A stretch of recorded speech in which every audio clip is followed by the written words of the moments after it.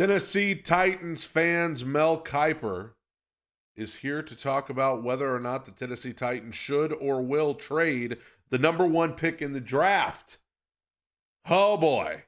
This is off of his latest mock draft that has come out. Give it to me, Mel. He has the arm strength to do it. He's a better Obviously, fit there as you can see, he's got Cam Ward going to the Browns. Again, I like Will Levis. Not going to belabor that point. A lot of people don't. I do. But, hey, they'll get another option. But here you take the best player you feel on the board. And I talked to my NFL friends, Hannah, and they feel Abdul Carter will be the guy. I have these two behind Travis Hunter. Abdul Carter this year when he's unleashed off the edge after moving from off ball to outside was a sack artist. They need him to be that way because that's their number one need. The number one priority for the Tennessee Titans is edge rusher. If he's one player on your board, you take him and then you figure out quarterback and hope. That's interesting. That's interesting. That he just says with total confidence, because obviously if he's saying it, he obviously believes and he has good authority to say it, that the Tennessee Titans' most urgent need, their number one need, is an edge rusher. Is that his opinion, or is that something that he's hearing? Either way, the growing consensus as the combine has begun and everything, a lot of press conferences and interviews, a growing consensus that the Titans are probably going to go Abdul Carter. They misspelled his name here on the mock draft, Abdul Carter. But the growing consensus is that the Titans are going to take Abdul Carter. There's still 2 months to go. You guys know this narrative changes weekly, but the narrative right now is that the Titans are probably leaning toward Carter. I don't know if I buy it. It's not that I don't want Abdul Carter. If we end up drafting Abdul Carter, great. But I just don't know if I buy it yet. There's still so long to go. There's still 2 months into the draft. I don't know if I'm willing to say, because I still think there's a chance that the Titans might draft Travis Hunter. I still think there's a chance the Titans might draft one of the quarterbacks, namely Cam Ward. I'm still not totally convinced that it is as clear cut and dry as they are making it, that the Titans are just going to go Abdul Carter. There's just still so far to go. That Will Levis maybe improves in year 3, and I saw a lot of good things from Will this past year. Some bad things, but some really good things as well. Yeah, they've already told Will Levis to expect some competition next year. Speaking of the Titans, their new general manager, Mike Borgonzi, says the phone lines are open for anybody interested in that top pick. And it has been in the media, for sure. Anytime you have number one pick, it's always going to be a topic of conversation. I would say we've had some phone calls. Yeah, I'll keep those phone calls to the vest, but we've had some phone calls, yeah.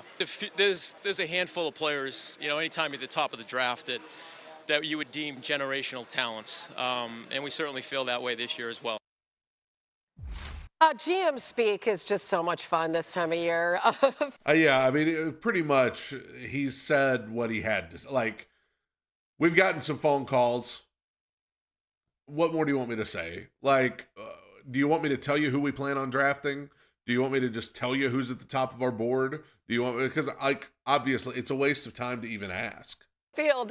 Should Tennessee be in the market, though, for a quarterback at the draft? Hannah, I think there is a fundamental difference between the Titans and some of the teams that follow them in the order, the Browns and the Giants and also the Raiders in this regard. This is a team whose timeline is not forcing them to take a quarterback right now, to the point that if they deem a different prospect worthy of that number one overall pick or find a trade partner to add additional draft capital, that would be the direction that I would go. While I'm not as confident in Will Levis as a long-term starter in the NFL or even a short-term starter in the NFL as Mel is, I think he is still young enough going into his 3rd season that you can make a credible case that you could invest in him one more time and potentially add a veteran at some point in free agency, rather than forcing the issue if you are not fully and totally convicted on a quarterback to be taken number one overall, which of course would mean you're bypassing elite talents of the mold of.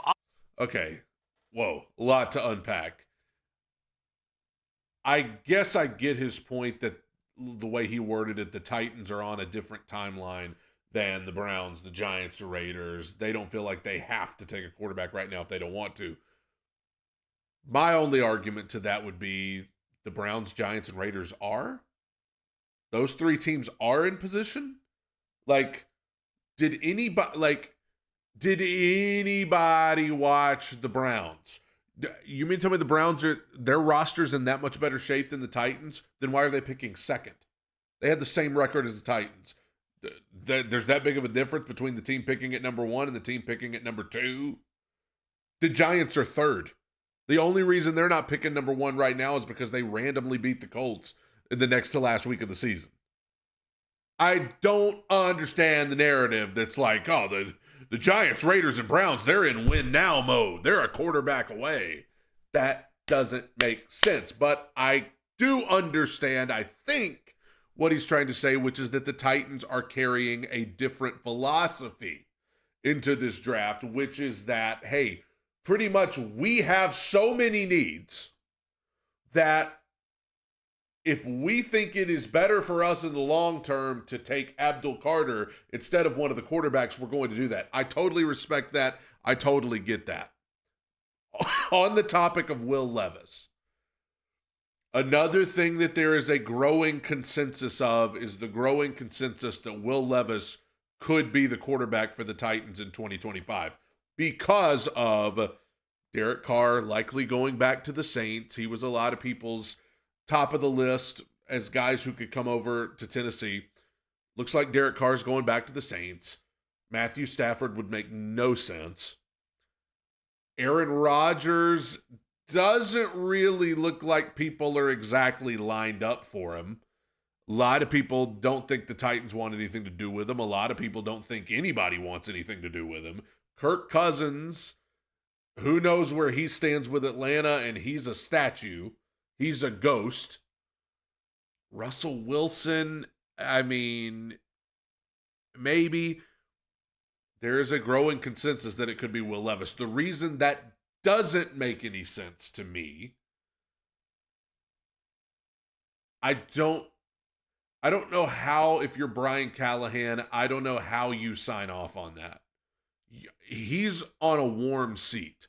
If things don't go well in 2025, he's the first guy to go.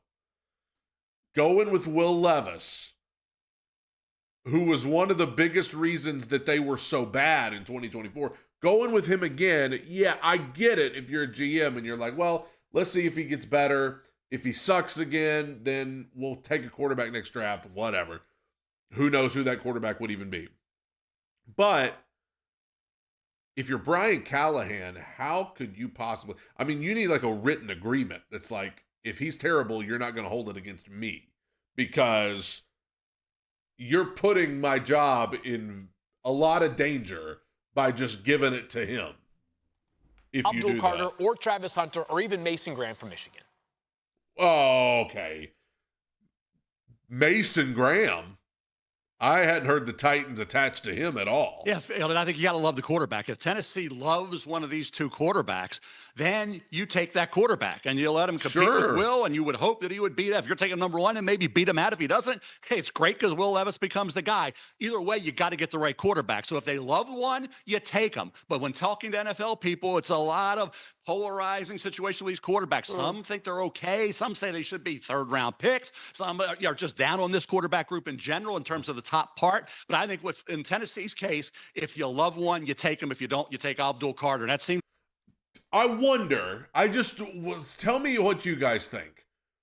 I wonder if it's a case of certain people within the NFL that maybe plant that seed of like, Cam Ward's not any good, Shedeur Sanders is not any good, maybe hoping that they'll drop to their team. Like if you're a team who needs a quarterback and you're picking, I don't know what the draft order is past 10, but let's say you're picking at 14 or 15 and you want one of these guys as quarterback, do you try to plant that narrative out there just in hopes that it get like the movie Draft Day, where like the Bo Callahan thing, where it's like, hey, what's wrong with this guy? Why is he dropping? We don't want to take him if everybody else ain't taking him. You know, kind of one of those things where you're hoping one of them will drop to you. I wonder if that's a part of it. But like Mel is saying, here's what my thing is. If the Titans love one of these quarterbacks, they need to take them. Have they decided that yet?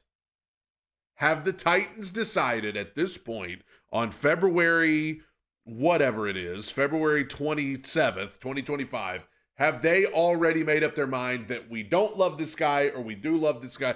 I don't know. I just don't think it's as clear cut and dry as what they're saying.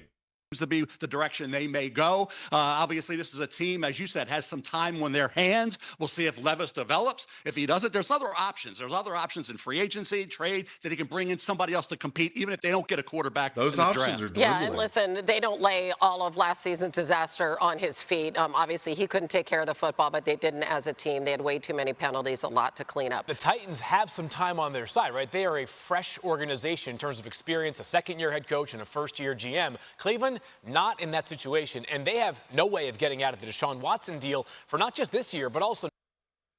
I mean, I guess I do agree with what she just said. To be fair to Will Levis, let's be fair, wasn't all on him. Coaching was sus at times. Offensive line, very sus. Other people turning the ball over other than him, and the penalties, great point by her. Great point. Penalties were an issue for the Titans. So, yeah, it's not all on Will, and they do have that option if they want it.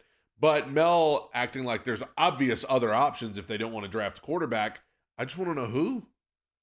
Because those options are starting to dwindle. I know it's early free agency. We're still a couple of weeks away from that. But like I said, Derek Carr looks like he's going back to New Orleans. Matt Stafford either staying in L.A. or he's not. I mean, he's not coming here. Aaron Rodgers is looking like a long shot at this point. Kirk Cousins, do you really even want to bother? Russell Wilson, do you even really want to bother? So I don't really know. It almost makes you wonder. Well, I don't even want to know if I want to say it. Would the Titans take a chance on a guy like Joe Milton? Are we back to that? Like Joe Milton at New England, who he played really well for them in Week 18, and do you take a shot on a guy like that just? I don't know. Let's just see. I don't know. It's just the Brian Callahan of it all, where it's like, what's he going to be willing to do with his job on the line? You can say, well, they're going to sacrifice him. They don't really care to fire him. Okay, if that's the case, then why didn't they just fire him when they fired Rand Carthon? Oh my gosh, there's a lot to say about all this. I need to do a whole episode about it. Take it in. Soak it up. Tighten up. Bye.